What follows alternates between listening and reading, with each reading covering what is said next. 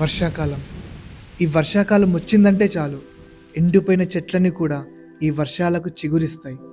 ఖాళీగా ఉన్న చెరువులు, బావులు నీళ్లతో కలకల్లాడుతుంటాయి. ఇలా ప్రకృతి పరవలు తొక్కుతుంటే ఆ దృశ్యం చాలా అద్భుతంగా ఉంటుంది.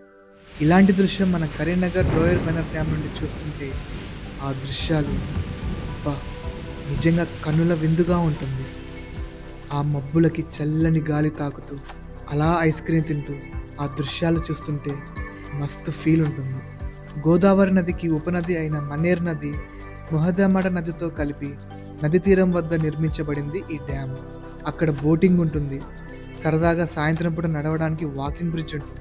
నిజానికి మన్నేర్ నదిపై ఉన్న దిగువ మైనర్ డ్యామ్ అందరినీ ఆహ్లాదపరుస్తుంది. ఇలా ప్రకృతిని మైమర్పించే దృశ్యాలు మీకు తెలిసిన ప్రదేశాలు ఏవైనా ఉంటే కింది కామెంట్ సెక్షన్లో కామెంట్ చేయండి.